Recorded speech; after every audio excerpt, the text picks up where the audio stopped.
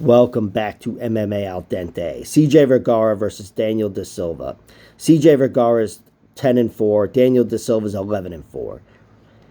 Good matchup on paper, but really I think CJ Vergara should win this fight. And it's because I trust his toughness, his overall durability, especially at this UFC level. He's been finished twice, but it's been by submission. Once the Tatsuro Taira, which we saw, the armbar, and once in a minute via rear naked choke in the LFA 5 years ago.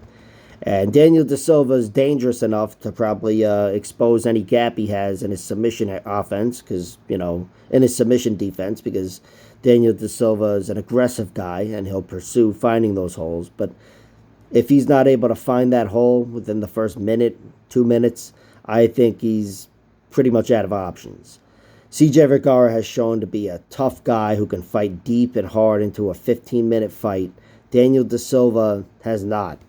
He's shown to be a glass cannon, which is my favorite type of fighter. I don't want to shit on him. I love glass cannons. Sometimes you get the glass, sometimes you get the cannon. And I think here at the UFC level, we're pretty much only going to get the glass from Daniel De Silva. Even against CJ Vergara, I expect CJ to break him. Now, Daniel De Silva has been defeated 3 times at the UFC level. Once to Victor Altamirano, once to Jeff Molina, and once to Francisco Figueiredo with an explosive knee bar. Molina knocked him out cold, and Altamirano TKO'd him. I do think CJ Vergara would be more likely to follow the Altamirano route and get a TKO. I'm not sure if it would come as early as round 1. I'm sure Daniel De Silva's been working on his cardio, knowing this is his shot here.